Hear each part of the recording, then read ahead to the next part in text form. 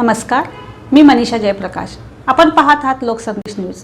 पाहूया आजच्या सविस्तर घडामोडी।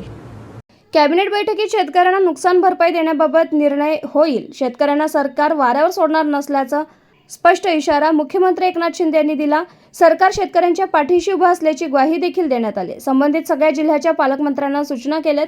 झालेल्या नुकसानीचे पंचनामे करावेत अशा सूचना दिल्या असून अवकाळीग्रस्त भागांचे एकत्रित पंचनामे करण्याचे बैठकीत निर्णय झाला असल्याचं त्यांनी स्पष्ट केलं। झोपूमधील घर हस्तांतरण शुल्कामध्ये 50% कपात करण्याचा निर्णय सरकारनं घेतला असल्याचं उघड केलंय। राज्य सरकारकडून झोपडीधारकांना मोठा दिलासा मिळत असल्याचाही शब्दोच्चार त्यांनी केला। मी माझं काम सरकार म्हणून करतोय, लोकांच्या हिताकरिता आम्ही निर्णय घेतोय। ते बाळासाहेबांची संस्कृती शिकवण विसरलेत आणि त्यांच्या पायाखालची वाळू सरकले आणि एकच कार्यक्रम आहे, एकल्ली आरोप करणं, खालच्या पातळीवर भाषा वापरणं आमच्या संस्कृतीत देखील नाही। जे घरात बसून काम करत होते, फेसबुक लाईव्हवरून काम करत होते, त्यांनी माझ्यासारख्या कार्यकर्त्याला शिकवण देऊ नये असा स्पष्ट इशारा मुख्यमंत्री एकनाथ शिंदे यांनी दिला आहे। या महाराष्ट्रातील जनता सुज्ञ आहे, त्याच्या सत्तेत झालेले निर्णय आम्ही पूर्ण केले। आमचं सरकार तोंडाला पानं पुसणारं नाही, ते आधीचं सरकार होतं असा खुलासा मुख्यमंत्री शिंदे यांनी केला आहे। कॅबिनेट बैठकमध्ये सगळ्यात महत्त्वाचा विषय अवकाळी आणि गारपिटीमुळे शेतकऱ्यांचं झालेलं नुकसान याचा संपूर्ण आढावा घेण्यात आला आणि यापूर्वी सर्व जिल्हाधिकारी आणि विभागीय आयुक्तांना सूचना दिल्या होत्या पंचनाम्याच्या। युद्ध पातळीवर पंचनामे होत आहेत। त्याचबरोबर 3 हेक्टरपर्यंत शेतकऱ्यांना नुकसान भरपाई देण्याचा निर्णय झाला आहे। एकंदरीत सगळा अहवाल आल्यानंतर शेतकऱ्यांना नुकसान भरपाई दिली जाईल। शेतकऱ्यांच्या पाठीशी हे सरकार उभं आहे। झालेलं नुकसान मोठं आहे आणि त्यामुळे शेतकऱ्यांना सरकार वाऱ्यावर सोडणार नाही, शेतकऱ्यांना मदत ते करेल अशा प्रकारची चर्चा आज कॅबिनेटच्या बैठकीमध्ये, मंत्रिमंडळ बैठकीमध्ये झाली।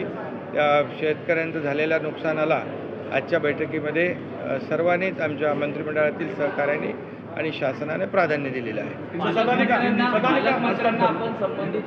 संबंधित सर्व पालकमंत्र्यांना देखील सूचना केलेल्या आहेत की आपापल्या जिल्ह्यामध्ये झालेलं जे काही नुकसान आहे त्याचे पंचनामे तर सुरू आहे, परंतु संबंधित विभागातले अधिकारी आणि आपण स्वतः त्या ठिकाणी भेट द्यावी आणि आपल्या शेतकऱ्यांना, शेतकरी बांधव भगिनींना दिलासा द्यावा अशा प्रकारच्या देखील सूचना दिलेल्या आहेत। आणि नक्कीच यामध्ये यापूर्वी देखील जेव्हा जेव्हा शेतकऱ्यांचं नुकसान झालं अवकाळी गारपीट मुळे त्यावेळेस सरकारने मदत केली आहे। याही वेळेस 2 हेक्टरऐवजी 3 हेक्टरच्या क्षेत्रफळाला शासनाच्या वतीने मदत होईल। सगळे पंचनाम्याचा एकत्रित आढावा घेतल्यानंतर ती देखील मदत तात्काळ दिली जाईल।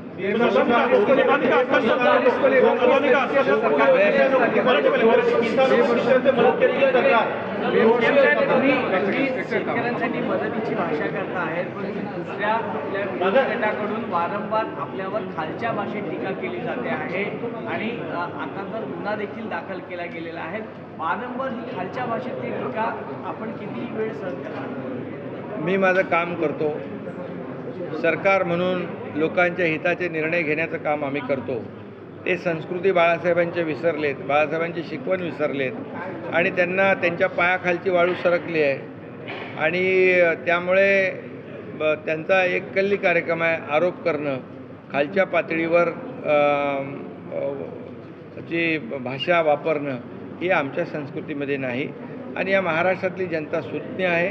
महाराष्ट्राला एक संस्कृती आहे, परंपरा आहे आणि मी कालही म्हणालो होतो, जे घरात बसून काम करत होते, फेसबुक लाईव्हवरून काम करत होते, त्यांनी माझ्यासारख्या मुख्यमंत्री कार्यकर्त्याला अशा प्रकारचं शिकवणं हे मला वाटतं।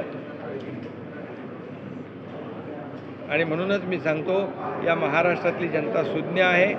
त्यांच्या बाबतीमध्ये खुद्द शरद पवार साहेबांनी देखील आपल्या पुस्तकामध्ये कार्यपद्धतीबद्दल लिहिलेलं आहे।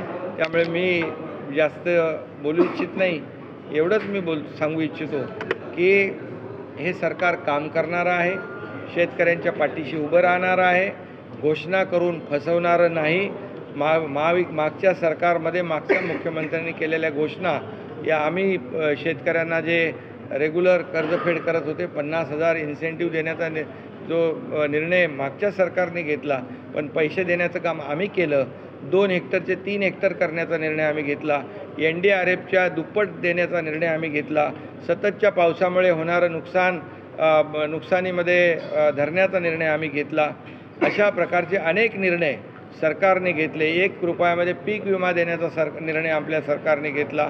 त्याचबरोबर केंद्र सरकारचे मोदी साहेबांचे 6,000 रुपये वर्षाचे शेतकऱ्याला देण्याचा निर्णय जो आहे, त्याच्यात 6,000 रुपये आणखी राज्याचे टाकण्याचा निर्णय आपल्या सरकारने घेतला. त्यामुळे शेतकऱ्यांच्या पाठीशी उभं राहणारं सरकार आमचं आहे. शेतकऱ्यांना वाऱ्यावर सोडणारं सरकार आमचं नाही.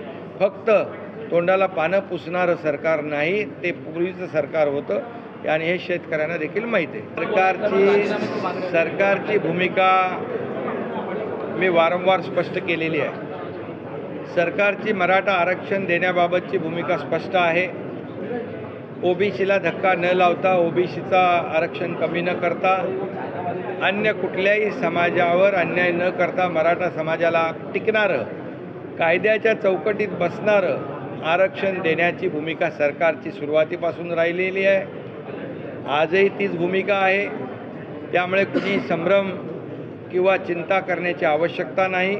ओबीसी समाजाला देखील मी हेच सांगू इच्छितो की कुठल्याही परिस्थितीमध्ये संभ्रम मनामध्ये ठेवू नका.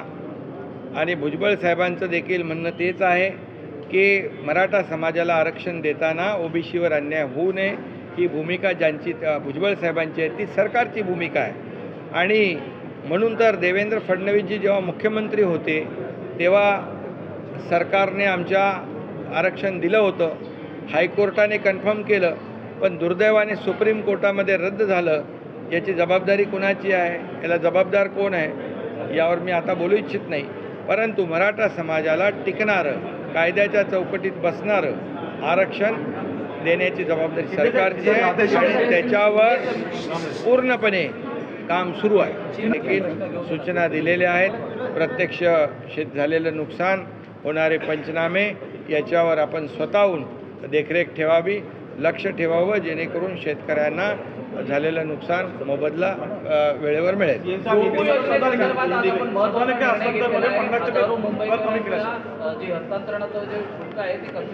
हा गृहनिर्माण विभागाचा आजचा मोठा निर्णय आहे. झोपडपट्टी पुनर्विकास योजना जी आहे त्याच्यामध्ये जे आपलं हस्तांतरण शुल्क आहे त्याच्यामध्ये 50% सवलत दिलेली आहे. मुंबईतल्या लाखो लोकांना त्याचा फायदा होईल, मुंबईकरांना फायदा होईल. सीएम साहब, किसानों को किस तरीके से मदद मिली और आपके ऊपर जिस तरीके की टिप्पणी की जा रही है उसको कैसे देखते हैं? किसानों को आज के मंत्रिमंडल बैठक में ये जो गारपीट है, बेमौसमी बरसात है, उससे जो नुकसान हुआ है उसके बारे में चर्चा हुई, उसको ही प्राथमिकता दी थी. और यहाँ पर आज ऑलरेडी पहले ही पंचनामे करने के आदेश दिए थे, वैसे पंचनामे हो रहे हैं और 2 हेक्टर की जगह पर 3 हेक्टर का नुकसान भरपाई देने का ही निर्णय हुआ है. और पूरा आंकड़ा आने के बाद यहाँ पर किसानों को तत्काल नुकसान भरपाई सरकार के माध्यम से मदद मिलेगी. ये सरकार किसानों के पीछे खड़े रहने वाली सरकार है. जब जब ऐसे संकट में किसान आए तब तब सरकार उसके पीछे खड़ी रही है. जैसे आपने देखा है कि सिर्फ हम बोलते नहीं तो करते हैं. पिछली अभी जो बोलने वाले हैं उन्होंने वादे किए, लेकिन उसके वादे पूरे करने का काम हमारी सरकार ने किया, ये भी आपको पता है. और इसलिए किसानों के किसी भी तरह से किसानों के पीछे खड़ी सरकार रहेगी. इसके लिए 1 रुपया में पीक बीमा योजना भी हमने कर दी है. ये जो बेमौसमी बरसात हो रही है उसके बारे में पंचनामे शुरू है. जितनी भी मदद सरकार किसान को करे, बिल्कुल सरकार करे. निचली स्तर की जो टिप्पणी आपके ऊपर की जा रही है, लगातार अपशब्दों के उपयोग किए जा रहे हैं, अभी उनके पास दूसरा कुछ काम है नहीं. टीका टिप्पणी करना, गाली गलौज करना, ये महाराष्ट्र की संस्कृति नहीं है. ये महाराष्ट्र को शोभा देने वाली बात नहीं. ये बाला साहेब ठाकरे जी की शिकवण नहीं है, ये सीख नहीं है. और इसलिए उनको काम धंधा नहीं है. वो टीका टिप्पणी करेंगे, हम हमारा काम करेंगे. हम सरकार जो है लोगों के हित का निर्णय लेगा.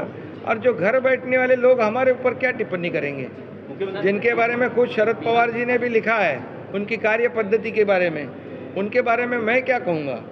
और ये जेलसी है, ये बहुत ही पैरों तली ज़मीन खिसक गई है।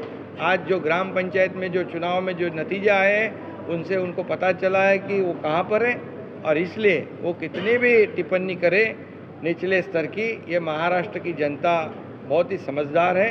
हम हमारा काम करेंगे, हम वो जो टिप्पणी करेंगे, आरोप करेंगे, उसके कामों में से उत्तर हम देंगे और जनता उनको बराबर उनकी जगह दिखाएगी।